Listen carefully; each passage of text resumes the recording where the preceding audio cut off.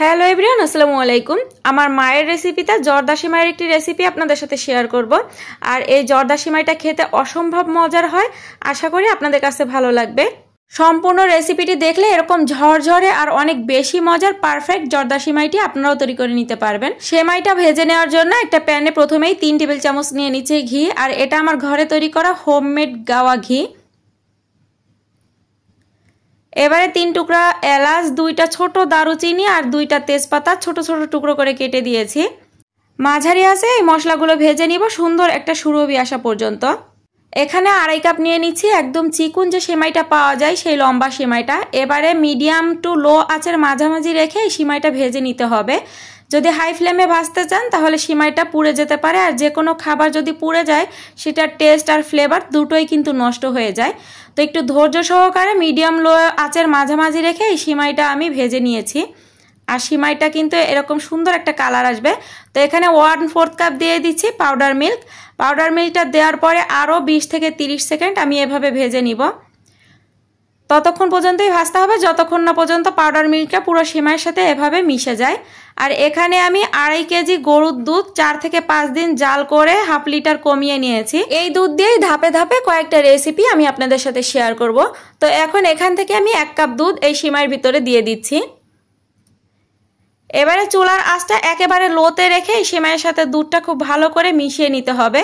চুলার আঁচ যদি বাড়ানো থাকে সেক্ষেত্রে দুধটা কিন্তু অতি দ্রুত টেনে যাবে। দুধের সাথে সেমাইটা খুব ভালো করে নেড়েচেড়ে এভাবে ভুনা করে নিতে হবে। এবারে মিষ্টির জন্য 1/3 কাপ দিয়ে দিচ্ছি চিনি। মিষ্টিটা আপনারা কে কেমন খেতে পছন্দ করেন সেটা বুঝে কমিয়ে অথবা বাড়িয়ে দিতে পারেন। এবারে চিনির সাথেও এই সেমাইটা খুব ভালো করে এভাবে আরও 30 থেকে 40 সেকেন্ড মিশিয়ে নিতে হবে। খুব ভালো করে সবকিছু একসাথে মিশিয়ে নিয়েছি। এখন এখানে 1 চিমটি দিয়ে দিচ্ছি লবণ, এতে করে মিষ্টির টেস্টটা ব্যালেন্সে আসবে। এবারে আবারও খুব ভালো করে এই লবণের সাথে সেমাইটা আবারও মিশিয়ে নিচ্ছি। তো কিছুক্ষণ পরে এখন আমি এখানে 1.5 কাপ দিয়ে দিচ্ছি কোরানো নারকেল। আর এটা আমি ফ্রেশ কোরানো নারকেলই নিয়েছি। আর নারকেলের পরিমাণটা বেশি দিলে এই জর্দা সেমাইটা খেতে অনেক বেশি মজার হয়। এবারে এই নারকেলের সাথে সেমাইটা আরও কিছুক্ষণ ভুনে নিতে হবে। এই ধরেন 40 থেকে 50 সেকেন্ড এরকম। তো এই রেসিপিতে সব কিছু কিন্তু এরকম ধাপে ধাপেই দিতে হবে। টেস্ট করে দেখেছি আমার কাছে চিনিটা কিছুটা কম মনে হয়েছে, এজন্য এখানে 2 টেবিল চামচ চিনি আর 1 টেবিল চামচ পাউডার মিল্ক অ্যাড করলাম।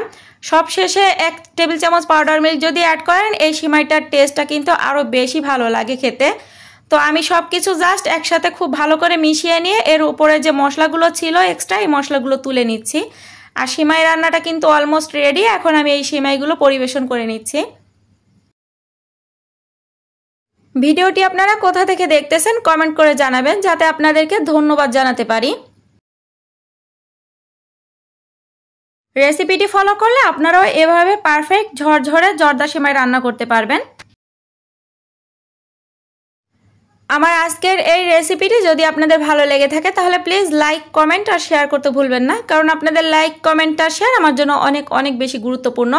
দেখা হচ্ছে নেক্সট কোনো রেসিপি নিয়ে। ততক্ষণ সবাই ভালো থাকবেন, সবাই সবার জন্য দোয়া করবেন। আজকের মতন বিদায় নিচ্ছি। Tata, bye bye.